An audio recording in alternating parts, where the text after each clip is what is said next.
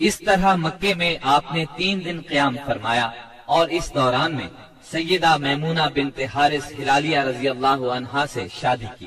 وہ سید الشہداء سیدنا حمزہ رضی اللہ عنہ کی بیوی اور ابن عباس رضی اللہ عنہ کی خالہ تھی۔ انہیں جب شادی کا پیغام ملا تو انہوں نے اپنا معاملہ سیدنا عباس رضی اللہ عنہ کو سونپ دیا، کیونکہ سیدہ میمونہ کی بہن سیدہ ام الفضل انہی کی زوجیت میں تھی۔ سیدنا عباس نے نبی صلی اللہ علیہ وسلم سے ان کی شادی کر دی۔ 3 دن گزرنے کے بعد قریش نے پیغام بھیجا کہ معاہدے کی شرط پوری ہو چکی ہے، اب مسلمانوں کو چاہیے کہ مکہ سے چلے جائیں۔ آپ نے یہ پیغام ملتے ہی روانگی کا حکم صادر فرما دیا اور وعدے کے مطابق شہر خالی کر دیا۔ موتا اردن میں بلقاء کے قریب ایک آبادی کا نام ہے، جہاں سے بیت المقدس 2 دن کی مسافت پر واقع ہے۔ یہاں کے سردار شرحبیل بن عمرو غسانی نے نبی کریم صلی اللہ علیہ وسلم کے سفیر حارث بن عمیر ازدی کو شہید کر دیا تھا۔ وہ نبی صلی اللہ علیہ وسلم کا خط لے کر اس کے پاس گئے تھے۔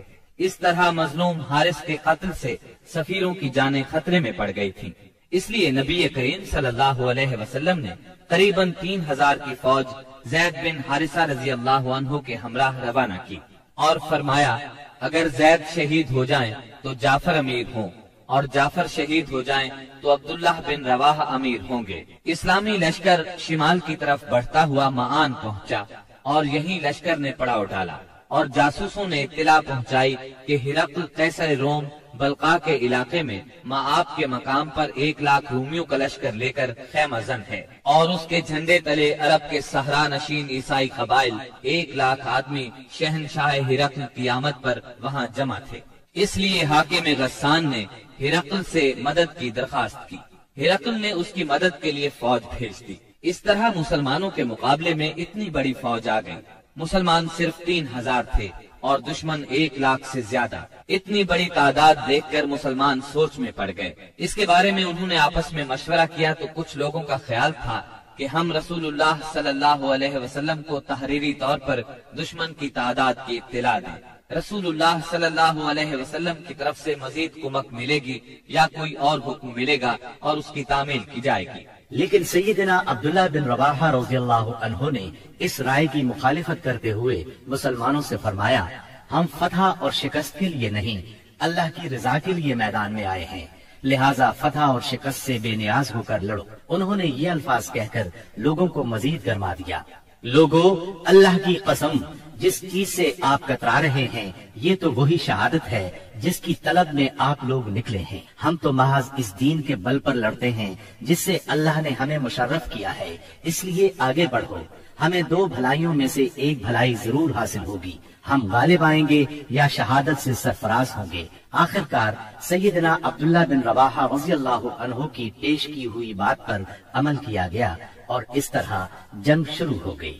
رسول اللہ صلی اللہ علیہ وسلم کے پروردہ سیدنا زید بن حارثہ رضی اللہ عنہ فوج کے سپہ سالار تھے۔ سیدنا زید بن حارثہ نہایت جواں مردی سے لڑتے اور دشمنوں کو مارتے کاٹتے آخر شہید ہو گئے۔ ان کی شہادت کے بعد سیدنا جعفر طیار رضی اللہ عنہ نے جھنڈا اپنے ہاتھوں میں لیا۔ یہ نبی صلی اللہ علیہ وسلم کے چچا زاد سیدنا علی رضی اللہ عنہ کے سگے بھائی تھے۔ 33 سال کی عمر تھی، نہایت جواں مردی سے لڑے، جسم پر 90 سے زیادہ زخم کھا کر شہادت کا جام نوش کیا۔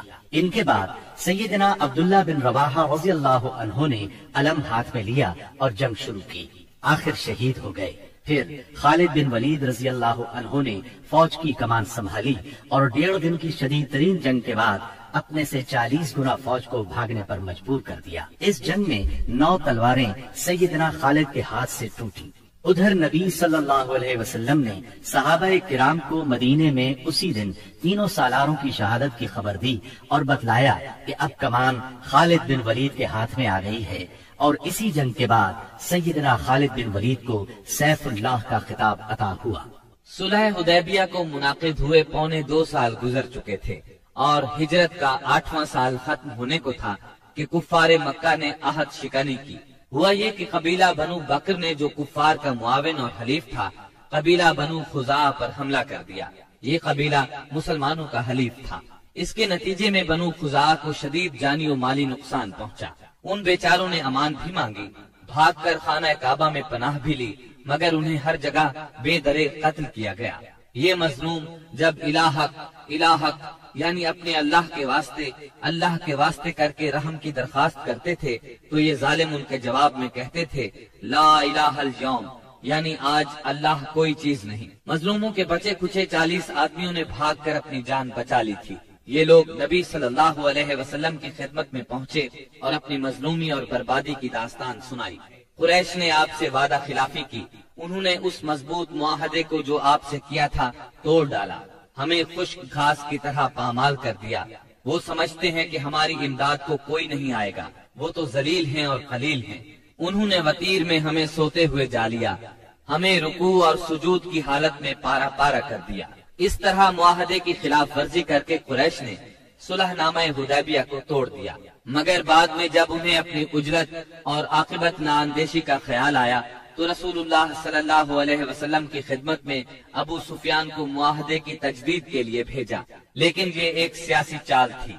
रसूलुल्लाह सल्लल्लाहु अलैहि वसल्लम ने उन्हें कोई जवाब न दिया। इन हालात में इसके सिवा कोई चारा न था कि कुफार की साजिशों के इस मरकज को हमेशा हमेशा के लिए बंद कर दिया जाए, ताकि कुफार को मुसलमानों की ताकत का सही अंदाजा हो जाए और वो साजिश करने की जुर्रत न कर सके, न फसाद और लड़ाई पर आमादा हो। चुनांचे रसूलुल्लाह सल्लल्लाहु अलैहि वसल्लम 10,000 सहाबा किराम के साथ हिजरत के 8वें साल रमजानुल मुबारक में मक्के की तरफ रवाना हुए।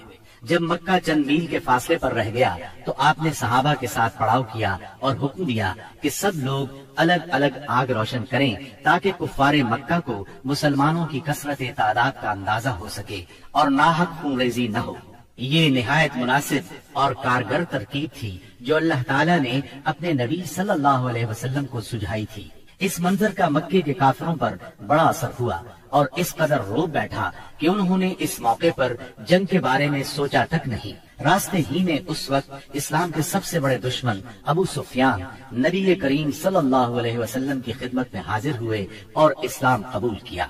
उन्होंने नबी करीम सल्लल्लाहु अलैहि वसल्लम के इरशाद के मुताबिक मक्के पहुंचकर ये ऐलान किया, जो कोई हथियार फेंक देगा उसे कत्ल नहीं किया जाएगा, जो कोई खाना काबा के अंदर जाएगा उसे कत्ल नहीं किया जाएगा, जो कोई अपने घर के अंदर बैठ रहेगा उसे कत्ल नहीं किया जाएगा, जो कोई अबू सुफियान के घर पनाह ले लेगा उसे कत्ल नहीं किया जाएगा, भाग जाने वाले का ताक़ुब नहीं किया जाएगा, जख्मी को कत्ल नहीं किया जाएगा। मंगल 17 रमजानुल मुबारक की सुबह रसूलुल्लाह सल्लल्लाहु अलैहि वसल्लम मक्के की तरफ रवाना हुए। आपने सैयदना अब्बास रजी अल्लाह अन्हु को हुक्म दिया कि अबू सुफियान को वादी के तंग नाए पर पहाड़ी नाके के पास रोके रखें, ताकि वहाँ से गुजरने वाली अल्लाह की फौजों को देख सकें। सैयदना अब्बास ने ऐसा ही किया। कबाइल अपने अपने परचम लिए वहाँ से गुजरने लगे। जब कोई कबीला गुजरता तो अबू सुफियान पूछते, अब्बास ये लोग कौन हैं?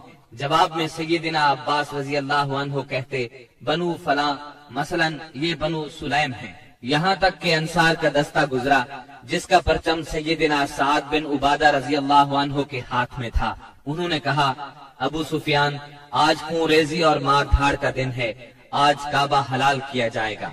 अबू सुफियान बोले, अब्बास पामाली का दिन मुबारक हो। फिर रसूलुल्लाह सल्लल्लाहु अलैहि वसल्लम अपने सब्ज दस्ते में तशरीफ लाए। आप मुहाजिरीन और अंसार के दरमियान में थे। यहाँ सिर्फ लोहे की बाड़ दिखाई पड़ रही थी। अबू सुफियान ने कहा, सुभान अल्लाह, अब्बास ये कौन लोग हैं? सैयदना अब्बास रजी अल्लाह अन्हु ने कहा, ये अंसार और मुहाजिरीन के साथ रसूलुल्लाह सल्लल्लाहु अलैहि वसल्लम हैं। अबू सुफियान बोले, भला इनसे महाज आराई की किसे ताकत है? तुम्हारे भतीजे की बादशाहत तो बहुत जबरदस्त हो गई है। सैयदना अब्बास रजी अल्लाह अन्हु ने कहा, ये बादशाहत नहीं नुबुव्वत है। अबू सुफियान बोले, आप ठीक कहते हैं। फिर उन्होंने रसूलुल्लाह सल्लल्लाहु अलैहि वसल्लम को सैयदना साद रजी अल्लाह अन्हु की बात बताई। आपने फरमाया, साद ने गलत कहा, आज काबे की ताजीम का दिन है, आज काबे को गिलाफ पहनाया जाएगा। फिर आपने परचम सैयदना साद रजी अल्लाह अन्हु के हाथ से लेकर उनके साहिबजादे कैस के हवाले कर दिया। Thanks for watching. Don't forget to like, comment, share and subscribe to